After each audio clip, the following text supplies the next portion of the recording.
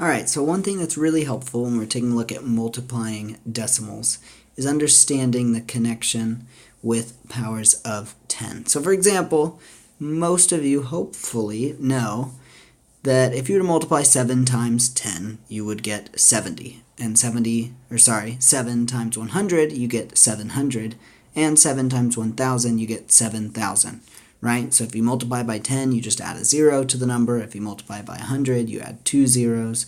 If you multiply by 1,000, you add 3 zeros. Okay, so we can actually use that same sort of knowledge here when we're multiplying by 10 with a decimal.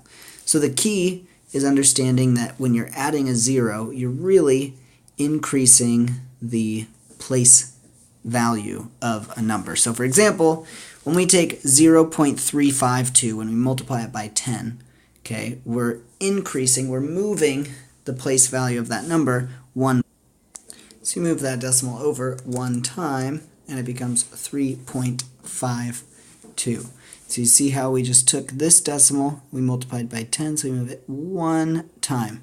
So now, if we were to multiply that number by 100, we'd move the decimal two times, or one time for when it was multiplied by 10. So now, we're multiplying this by 100, so that decimal gets moved twice, and the answer is 35.2.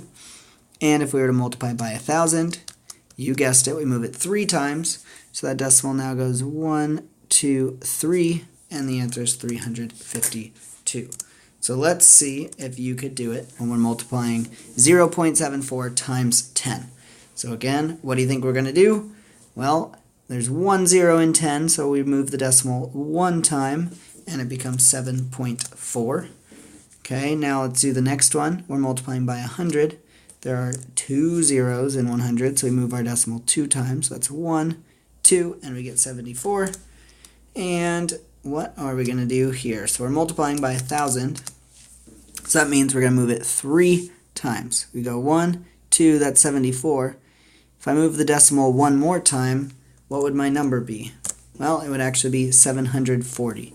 And you can kind of see the progression here. We look at 0.74, 7.4, 74, 740. These are each increasing by one power of 10. Because you know, right, our place value is based on 10. We have 1, 10, 100, 1,000, right? It's always going up by a power of 10. So let's move to our next one. 0.6 times 10 would be 6. Okay, if we took 100 and multiplied that by 0.6, we move our decimal twice, and we get 60. And if we multiply by 1,000, we move it three times and get 600. So let's do our final number, 1.2. Multiply that by 10 once, we get 12. Multiply it by 100, we get 120. And multiply it by 1,000, we get 1,200. So there's just a quick look at how you can multiply decimals by 10, 100, and 1,000 without having to do any computation. You can just understand place value and move your decimal as you need to.